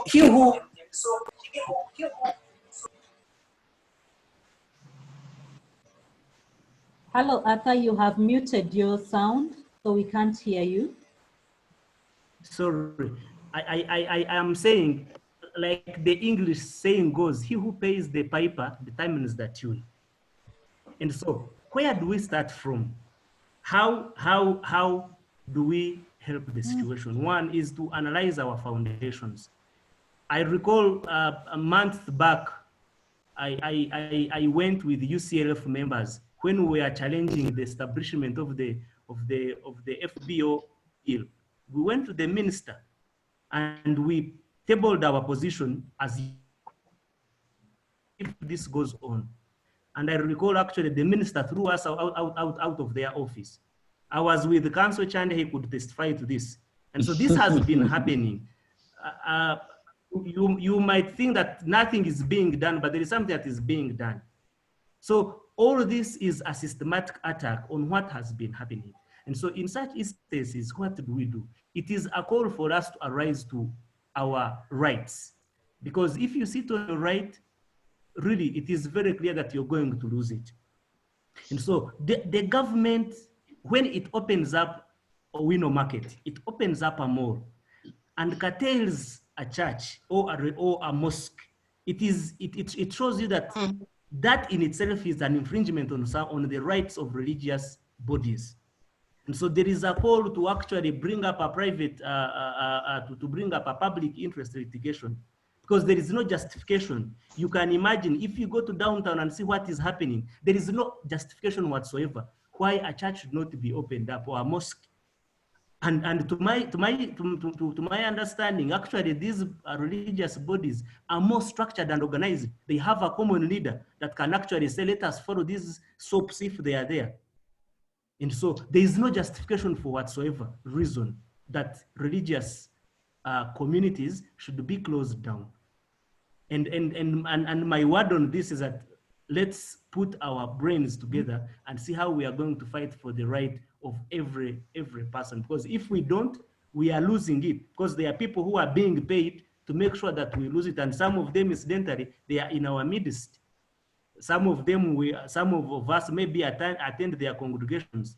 And so we just have to be very organized and structured and see how we are going to put this lion down. That's my take and my word on this. Thank you, Arthur. Your submission has raised a lot of interest. You know, I'm seeing Ivan Baguma saying bars are open, yet churches are closed. I'm seeing Ernest Katwesije saying, you're spot on, Councillor Arthur. He who pays the piper calls the tune. As church, we have dined and gone to bed long enough with the state. After church lockdown, partially open them under their, I think this is their recommendation. After church lockdown, partially open them under the control of the state and then dump them down with the FBO policy and act. In other words, they're saying we should arise and stand for our rights. These people are all reiterating what you're just saying. We are all crying wolf, wolf, but now we are looking to you. You are an organization which has the legal background. You know the law. At the same time, you're faith-based. So I don't think there's anyone in a on that better point, position. I didn't think that Arthur would be coming to cry with us. I thought he would come with a solution. Yes, because you're uniquely placed where you know the law and you understand faith. So with that combined knowledge, we are looking to you and saying, you know what, give us a way forward. What should we do? You know, how do we move from where we are to where we want to go? We all know that we want the churches open, but now you're in the position whereby you know how to do it the legal way. So could you please respond to that? Okay, thank you very much. We have a responsibility. That one I have to consider. We have a responsibility that we have to do. One, to the people, two, to as Christians, especially to those that, to Christians or people that are being affected every day. Because I am both a Christian lawyer, I am both a lawyer and a Christian. And so the same that is happening to my brother Harold, I think it does not take me alone to bring up that. It is going to take up a combined effort. How do we join hands to make sure that we fight together as a team? Because we have identified the problem. We know what is happening in and around us. So the thing would be, which is a very question, how?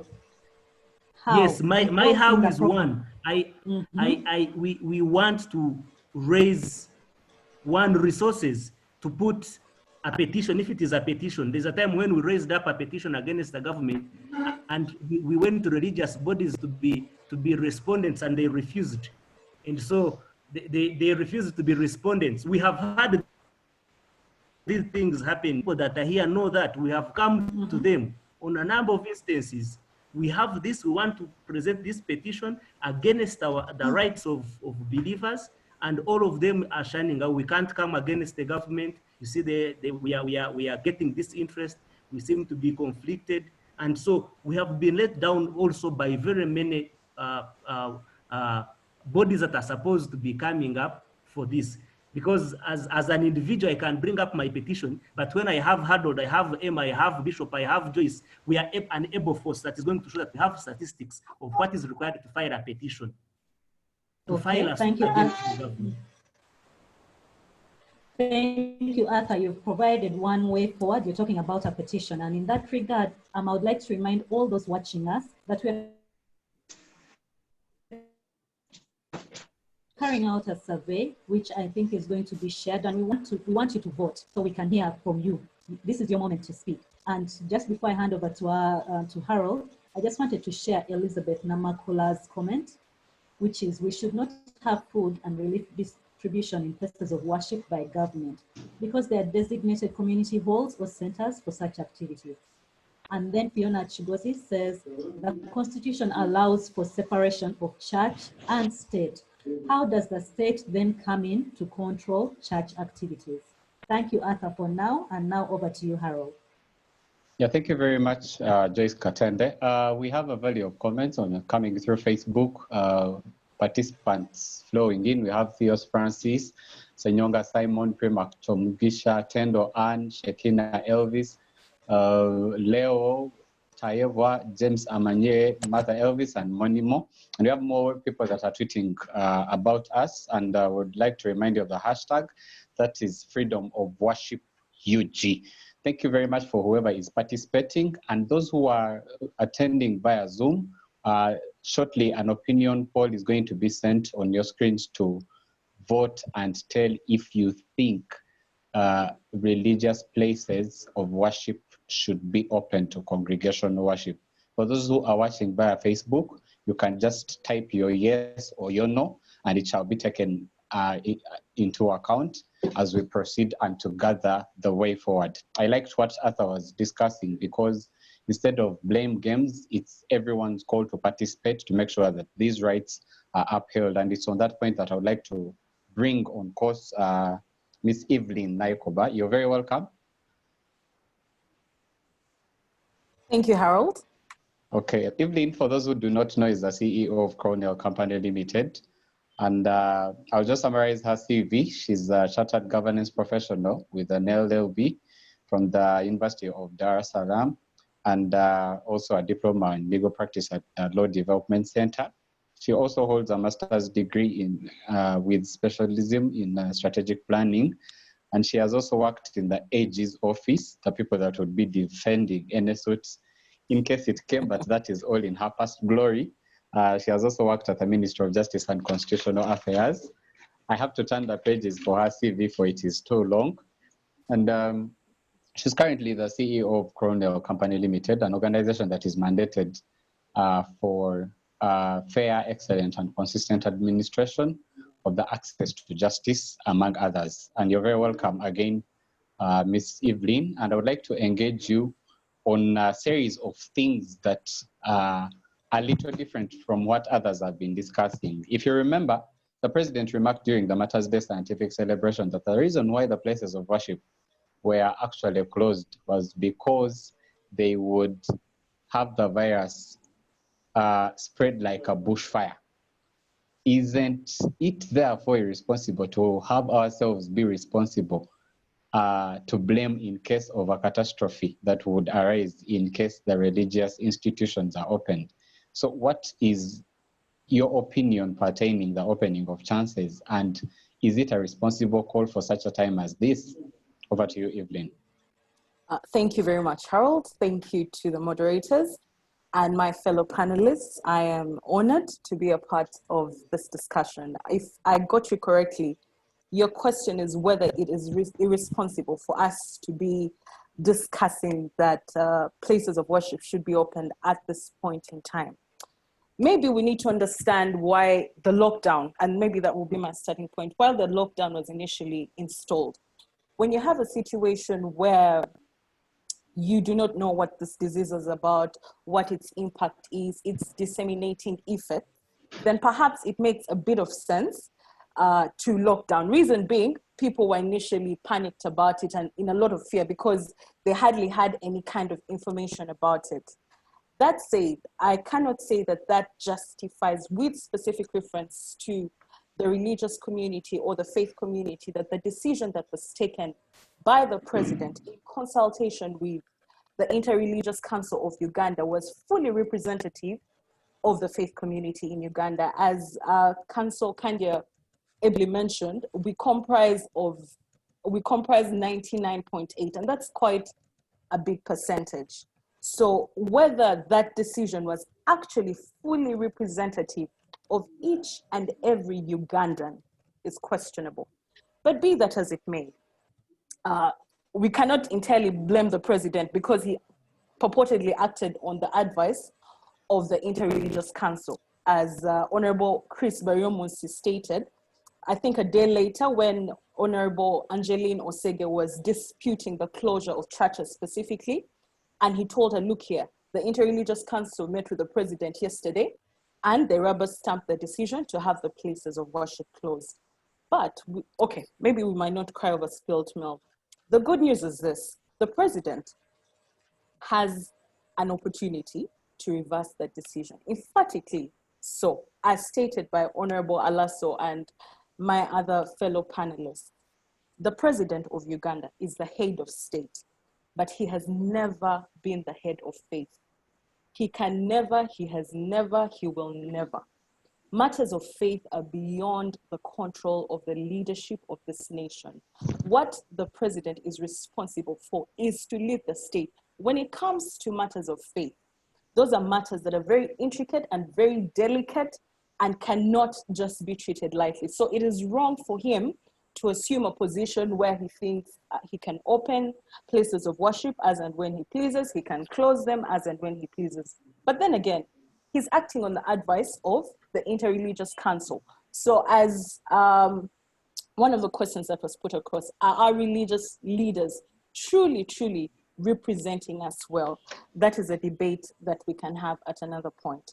Secondly, from a constitutional law perspective, and maybe just to go back to that, we've seen presidents like Trump that have reversed the initial decision and declared places of worship as essential because they truly are, for reasons that my fellow panelists already mentioned, both leadership-wise, both emotionally, building people's spirits, the counseling that is offered.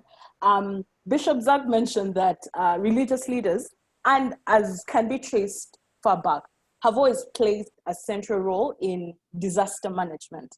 They offer food relief, but also, more importantly, they offer spiritual counseling. What is happening in Uganda today is we have many desperate people. We have people who are despondent. We have people who have lost jobs, people who have lost their loved ones, people who have bills, there's so much. Gender-based violence rates have gone up. Teenage pregnancy rates have gone up. Now, unfortunately, we're not seeing the state offering certain solutions. But even if it did, it can only cater to the physical perspective, which it hasn't yet done to the satisfaction of Ugandans. Otherwise, there wouldn't be all these kinds of complaints that are going on. There's a spiritual side to every human being, and the state will never be able to cater to that. That can only be catered to by the spiritual leaders. So that said, it's important that we emphasize to the leadership of this nation. They might have been misguided to take a decision relating to matters of faith, but it is not too late to reverse that decision. Secondly, from a constitutional law perspective, Bishop Zach and Honorable Alaso are a bit tired of hearing that word being thrown about, but every Ugandan enjoys the right to exercise the freedom of worship, freedom of religion, thought, conscious belief, and manifest that belief whichever way they please. That means from the statistics that we have, majority of Ugandans are affected across the faith spectrum, not just born agains, not just Muslims, not just Catholics, but all across the faith spectrum. So in effect, what these lockdown regulations are doing is that they have limited the rights of the Ugandan citizenry. Now, we have instances where rights can be limited. One of them, which could have easily been done, is to declare a state of national emergency. The directives that we have are symptomatic of state of national emergency, but it was never declared. In a state of national emergency, as empowered under Article 110 of our Constitution, it enables or it affords the government the opportunity to do away with certain rights that they ordinarily would not be able to do away with. In our case, as is the case today in Uganda, that has not been declared, okay? So even in instances where rights can be limited, we have tests under Article 43. Number one, it must be acceptable in society. Number two, it should be justifiable in a free and democratic society. Number three, it should pass the proportionality test. Proportionality looks at different angles. The objective of the limitation vis-a-vis the effect of the limitation. Number two, it should look to reinstate people's freedoms at the earliest opportunity. What we are hearing, well, I wouldn't call them rumors because Minister Cheng, Jen Ruther Cheng has hinted at it, Judith Nabakova has hinted at it, that if Ugandans are not disciplined, we could have another bout of a lockdown, which is very unfortunate because we should be looking to reinstate people's freedoms, Ugandans' freedoms, as opposed to further limiting. So even from a constitutional law perspective, we should not be in a position where our rights as Ugandans are being limited. The freedom of worship is a sacrosanct right, and until the government of this nation can show cause as to why it should be limited, it ought to be respected. Now, away Let me just interrupt you on that point, Evelyn. Yes, please. You are discussing to what should be done, I will just draw your attention to the security briefing that happened yesterday, where the police spokesperson, Fande Nanga, said that briefly, yesterday but one alone, they had arrested 52 Christians in Goma, Mukono municipality, 19 in Makanga, and other 50 in Kabale. So people are being arrested, and we seem to be locked in a port. So what is taking place in other jurisdictions? How are they handling this? For those who have opened, what are the measures they are putting in place for control? And those who have locked up, what is their justification? So just help us discuss through that in comparison with what is taking place in Uganda. Okay, Harold, just allow me to get to that in a bit. Reason being that what is happening currently and the reasons for the lockdown should help to guide us on what we should do vis-a-vis what other states are doing. So what I wanted to discuss as well from a slightly medical perspective, I'm not a medical expert, but I have done some research that has been produced by our medical professionals. Number one, we can look at different aspects. There's an asymmetric impact by age. What does that mean? Which age bracket is largely affected by this coronavirus? Okay. Initially, when this pandemic broke out, the only data that we had was from China. Okay. What China had produced was that the infection fatality rate was about 3.4%, which is quite high. Okay, and at least what was a known fact from the onset was that this disease largely affects the older population. All right. Now, as the months went by and as more data started coming in, we started to learn that the infection fatality rate, which really looks at the infection as well as the death rate, is not as high as we had initially imagined it to be. Why am I saying this? CDC, which is the Center for Disease Control, the leading public national health institute in the US, published just recently, I think May, June, that their initial prediction of it being at 0.8% had dropped down to 0.3%. Stanford researchers also produced their own statistics. Oxford University produced their statistics. So what does that mean? That our initial fears as Ugandans have been lightened. Why? Because what had initially been projected to be very deadly is not that deadly. I am not saying people don't fall sick. I'm not saying people don't get infected, but it is not as bad as what it had projected. Now, with relation to the demographics of the impact by age, we said it usually affects older persons, right? The good news for Uganda is that we are largely a young population. Okay, only 0.2% of our population is above 64%. The greatest percentage, which is about maybe 48.4%, is between the age bracket of 0 to 14. Then we have another one, the next one, which is about 28%, is between 25 to 64. Then we have 15 to 24. So what does that mean? That even in instances where people fall sick, the infection rate, and maybe that's why you sort of see the difference in Uganda vis-a-vis other states, okay? Italy just recently reported that 90% of the people that passed away from or got infected from the coronavirus were over 88 years of age and had other related illnesses, meaning it wasn't only the coronavirus that had caused their death, it only triggered it. So they already had other illnesses. That's number one. Number two, with a population demographic as we have, okay? Meaning that the rate and the magnitude of Let's come through that one. Time is not our friend. Okay. What is largely at hand for us means that our population is advantaged, okay? In the sense that we even see from the statistics that Ministry of Health usually gives to us, yeah? They have managed to treat and discharge quite a number of patients. Just yesterday, I think they discharged 47, which was quite a high number. And they've been able to treat them with ascorbic acid and hydroxychloroquine, meaning even in the absence of vaccines, we still have some form of treatment. So I do not see why churches should be marginalized, or places of worship should be marginalized, and state that we can only think about them when a vaccine is in place. The other side of why places of worship should be open is the emotional side, the spiritual counseling, the help.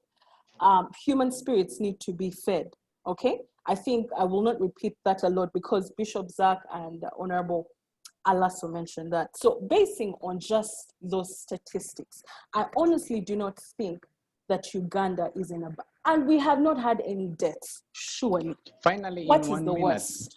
in 1 minute, Evelyn, in relation to the religious and faith-based organization policy, do you think the measures that were announced in the wake of COVID-19 are a representation of a bigger problem at hand? Most certainly. In 60 seconds.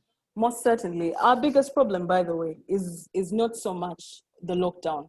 That is just a symptom of a bigger problem. And I will juxtapose the two. I like that Council Arthur talked about the religious policy. Number one, one of the fundamental reasons for why the religious policy was put in place is so that freedom of worship, how people worship, can be regulated. So it states that while the Constitution provides for the freedom of worship, it doesn't provide for how freedom of worship should be exercised. What we have currently is the government telling us how we should worship. Stay in your homes, do it in solitude. God is omnipresent. God has always been omnipresent. But by the time people feel the need to leave their places and go to a corporate worship session, that means there's something that corporate worship affords them that private prayer does not afford them. Number two, recently we had Minister Hakana Rugunda suggest that maybe there should be a fund where people, where religious leaders are paid or something like that. Now, if you're on the state's payroll, surely can you serve as a man or woman of God? Obviously not. Why? Because you're tied to their interests. You have to further their interests. Number three, we have an instance where the religious community, churches, have totally been left out of the discussion completely. In the last three addresses, we had nothing to do with religious places of worship. Minister Acheng, while giving a COVID update on Saturday, had to be reminded at the very end by a question on why places of worship are not being mentioned at all. And she fumbled around after gathering her thoughts to say they fall in the same category as education institutions, which is not true. Reason being, there's currently a conversation on educational institutions. We're not saying anything about that regarding religious institutions. Now, if the only other possible way for life to return to normalcy is the vaccine, what does that mean? We could put ourselves in a dangerous position if we don't act at this point, where for you to be able to go to a corporate place of worship, you have to be vaccinated. For you to be a religious leader to stand before people, you've got to be vaccinated. And why is that the case? Sectors which have lesser protection under the Constitution are being allowed to operate. Surely places of worship are more organized than Chikubo. And I'm not saying Chikubo people should not work. I'm not saying public transport systems should not work. They should, because at some point life has got to continue. That is our fundamental tenet of our faith, that we should be allowed to gather as and when we please, but not according to the state directives. Yes. Wow, Evelyn, I'm afraid that's all we had time for, but we can go on and on.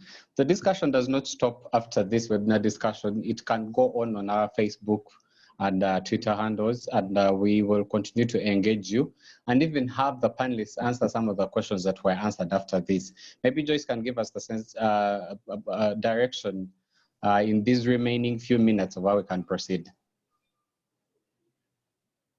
Joyce, over to you.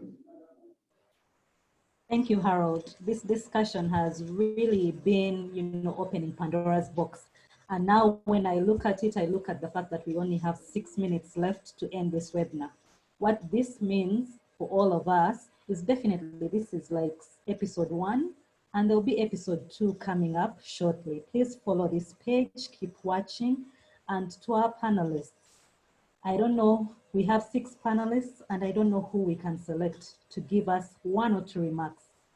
I'm just going to go offhand, and I'm going to request Bishop Zach, and I'm going to request Honorable Alaso. Please just give us 1 or 2 final remarks, and then we shall wrap up today's session. Thank you so much for participating, everyone. Please keep voting. Please keep sharing your comments.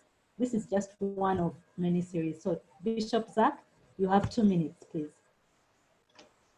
Thank you very much. This is a very, very eye-opening discussion from various angles. Let me just clarify one thing that seems to have been misunderstood in what I said. I did argue that the faith life, both of individuals and communities, is both in the gathering and in the scattering. And then we make a mistake to only focus on the gathering, because if we do not engage in the scattering, then we miss the essence of faith. The second point I make is that it's important to be able to consider the different faith traditions on how they understand gathering and scattering, as well as what they understand about gathering spaces. So somebody did comment and said, we can't use church buildings for stores. There are faith traditions for which that is not a problem. In the village community where I grew up, the very space in which we used to gather to sing and pray and hear the preaching was the same place in which the Mothers Union would gather and do their tailoring and everything. The same space in which, if there was food available, it could be served and eaten. So my third point is the nature of us who are having a conversation on webinar. It's possible that we too may be detached from the majority of Ugandans and how they express faith and how it is. And I heard somebody say social distancing is very easy because churches have compounds and so on. And I'm thinking, you're thinking about particular churches, you're thinking about particular mosques, particular gatherings. And I think we really need to do a lot more work on the nature of religion and faith and what COVID-19 lockdown has done to us. My last point is this, that mandates are not given, mandates are taken. It's been clear in this conversation that the religious leadership of this country, in all their shades and doctrines, are absent in engaging the state. I would like, as a way forward, that the next webinar is not with us who are crying religious leaders. Gather the religious leaders in a conversation and get them to speak. Because you see, the activist in me is that you don't challenge state power by having webinar conversations, not by Twitter handles. No, state power is challenged by organizing. And I like the idea of petitions and all those other forms of arguing. But you see, religious leaders are community leaders. They actually wield influence and power in our society. And for that space to be surrendered, to be given to the state, is really one of the unfortunate things that COVID-19 lockdown has manifested. And I simply call upon us to find ways in which the voice of leadership from the other than the state, in this instance, religious and faith leaders, I think we need to find ways in which that voice is amplified and heard. And so my plea, maybe the next time we have a conversation like this, let's have the religious leaders. Let's hear why they are, how they are, where they are, what informs. We can be here critiquing and suggesting all sorts of things. Let's possibly engage with them. And maybe then go out of that to create a way in which to engage with it. Thank you so much. Thank you so much, Bishop Zach. And finally, thank you so much, Bishop Zach. Finally, Honorable Alice.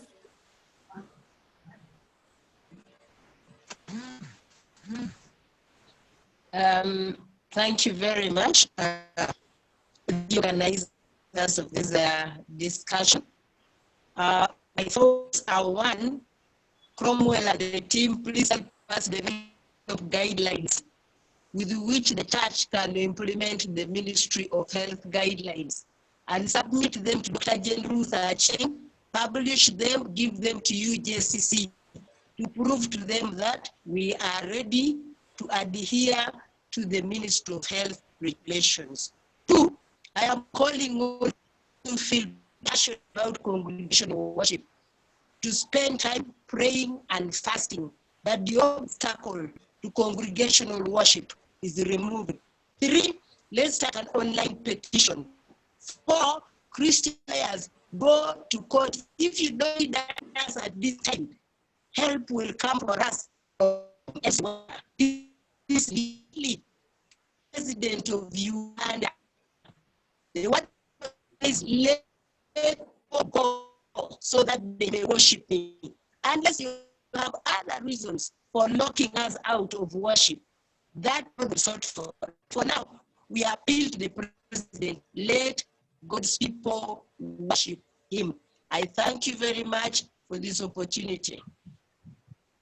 Thank you so much, Honorable Alice, and to all our panelists for those words of wisdom. I'll just conclude with one comment from Jonathan Mwesigwa, who says, he's quoting Martin Luther King Jr., who spoke a truth saying that the church must be reminded that it's not a master or the servant of the state, but rather the conscience of the state. Those who call for separation of church and state deny the responsibility of devout people to speak truth to power. From me, this has been Joyce Katende, and I hand over to my co-host. Thank you so much. Please continue the discussion and please keep watching this for the next episode. Thank you. Thank you very much for all who have participated. I would like to give special thanks to all our panelists. Without mentioning names because of time, we are indebted to you for participating and opening our eyes to some truths. And for everyone who has followed us on Zoom and Facebook, and those who have sent in their comments and questions, may God richly bless you, and we hope to engage each and everyone that is here. If you have solution, you are the voice that is needed for a change. We thank the organizers, Crownell, and all the sponsors, and every support staff that have been working in the background. We thank you, and your efforts are noticed. Thank you for joining in. God bless you. Till next time. Shalom. Shalom indeed, Harold. God bless you too, and bye-bye. Bye-bye. Bye. Bye. Thank you, Honorable Ali. Thank Thank you very much. See you next time. Thank you. Emmanuel, it's been really good. Thank you. Thank you. Thank you. Thank you to each one of you. Welcome. Bye-bye.